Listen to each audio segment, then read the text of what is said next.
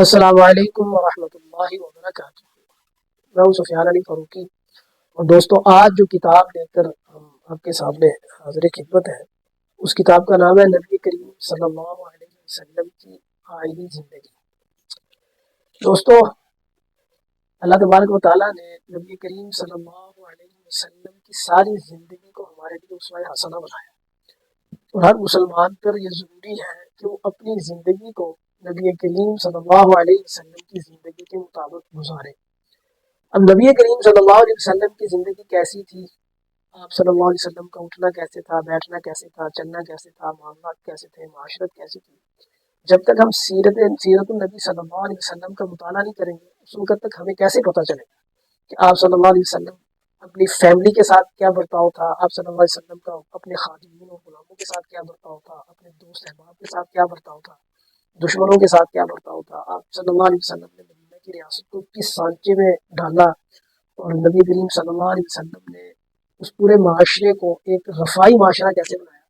اور ہم ان چیزوں کو اپنے ان موجودہ مسائل کے حل کے لیے کیسے اپلائی کر سکتے ہیں۔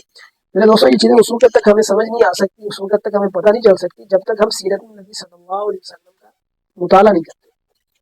تو جو یہ زیر نظر کتاب ہے نبی کریم صلی اللہ علیہ وسلم کی آئلی زندگی، یہ اپنے موضوع پر اردو میں ایک بہترین کتاب ہے، اور اسے قومی سیرت ایوارڈ بھی مل چکا ہے اس کتاب کو۔ اور ڈاکٹر حافظ سعد اللہ صاحب کی یہ کاوش ہے، اس میں جو پہلا باب انہوں نے قائم کیا ہے وہ ازواج و نکاح کے حوالے سے، اور اس میں انہوں نے نکاح کی بنیادی ضرورت و اہمیت کو بڑی تفصیل سے بیان کیا، اور اسے بقائے نسل انسانی کا جو یہ سبب ہے اس پر بڑی سیر اصل انہوں نے گفتگو کی ہے۔ اور پھر انبیاء علیہ الصلوۃ والتسلیم کے جو نکاح ہوئے ان کا اجمالاً ذکر ہے۔ اس کے بعد نبی کریم صلی اللہ علیہ وسلم کی جتنی شادیاں تھیں، تعدد ازواج نبی صلی اللہ علیہ وسلم، دوسرا باب مکمل اس پر ہے، اور اس پر آپ صلی اللہ علیہ وسلم کے جو متفرق شادیاں ہیں ان کو بڑے تفصیل سے بیان کیا گیا ہے، اور اس میں کچھ جو اعتراضات کیے جاتے ہیں ان کا بھی بڑا شافی جواب دیا گیا ہے۔ اس میں جو تیسرا باب ہے وہ کاشانہ نبی صلی اللہ علیہ وسلم کا نظم و نسق اس حوالے سے ہے،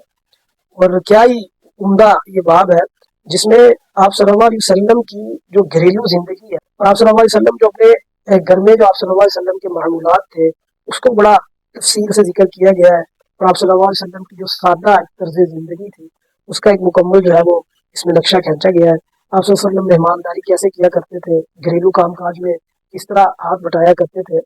اور وہ ساری چیزیں جو ہے وہ اس میں ذکر کی ہیں۔ اس کا جو چوتھا باب ہے وہ ایک بے مثال شوہر کے نام سے، اور یہ آج کل کے جو ہمارے مسلمان ہیں انہیں یہ باب لازمی پڑھنا چاہیے کہ نبی کریم صلی اللہ علیہ وسلم اپنی بیگمات کے ساتھ کس طرح خوش طبی کیا کرتے تھے، کس طرح ان کی اشکشوئی کیا کرتے تھے، کس طرح ان کے ساتھ دل لگی کیا کرتے تھے، اور بسا اوقات ان کے ساتھ کچھ کھیل کود بھی کیا کرتے تھے آپ صلی اللہ علیہ وسلم۔ تو یہ ایک پورا باب جو ہے وہ نبی کریم صلی اللہ علیہ وسلم اپنی بیگمات کے ساتھ کس طرح زندگی بسر کیا کرتے تھے، آج کل یہ ہمیں لازمی پڑھنا چاہیے، ہمیں پتہ چلے کہ نبی کریم صلی اللہ علیہ وسلم نے ہمیں کس طرح تعلیم فرمایا ہے۔ تو اس کا جو پانچواں باب ہے وہ بے مثال باب کے حوالے سے، یہ بھی بہت اہم جو ہے وہ باب ہے، اور جس میں آپ صلی اللہ علیہ وسلم اپنی سب سے بڑی صاحبزادی سیدہ زینب رضی اللہ تعالیٰ عنہ کے ساتھ کس طرح پیار کیا کرتے تھے، اور پھر حضرت رقیہ رضی اللہ تعالیٰ عنہ، حضرت ام کلثوم رضی اللہ تعالیٰ عنہ کے ساتھ کس طرح نبی کریم صلی اللہ علیہ وسلم پیار فرمایا کرتے تھے، اور جنت کی خواتین کی سردار سیدہ فاطمہ رضی اللہ تعالیٰ عنہ کے ساتھ نبی کریم صلی اللہ علیہ وسلم کی محبت و شفقت کا کیا انداز تھا، اس کو بڑا تفصیل کے ساتھ ذکر کیا۔ اور سیدہ فاطمہ رضی اللہ تعالیٰ عنہ کا جو جہیز تھا، ان کی جو شادی کس طرح ہوئی، وہ ایک پورا اس کا اس کے اندر ذکر ہے۔ اور حضرت فاطمہ رضی اللہ تعالیٰ عنہ اور حضرت علی رضی اللہ تعالیٰ عنہ میاں بیوی تھے، ان میں بسا اوقات کچھ ناراضگی بھی ہو جایا کرتی تھی، تو اس کو نبی کریم صلی اللہ علیہ وسلم کس طرح جو ہے وہ حل کیا کرتے تھے۔ یہ ایک بہت اہم پوائنٹ ہے جو آج کل ہمارے معاشرے کے جو والدین ہیں کم از کم انہیں اس سے سبق لازمی حاصل کرنا چاہیے کہ اگر بیٹیوں کے گھروں میں کوئی شطرنجی ہو جائے یا کچھ ایسا مسئلہ ہو جائے تو اسے ڈیل کیسے کرنا چاہیے۔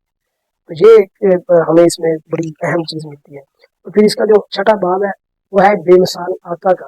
یعنی کہ نبی کریم صلی اللہ علیہ وسلم کے جو غلام تھے، خادم تھے، امپلائے تھے، ان کے ساتھ نبی کریم صلی اللہ علیہ وسلم کا کیسا برتاؤ تھا، ان کے ساتھ آپ صلی اللہ علیہ وسلم کا کیسا سلوک تھا۔ یہ باب بھی اپنی جگہ پر ایک مکمل اہمیت کا حامل ہے۔ تو بلا شبہ یہ کتاب جو ہے تو ہر مسلمان کے گھر کی لائبریری کی زینت ہونا چاہیے، اور ہمیں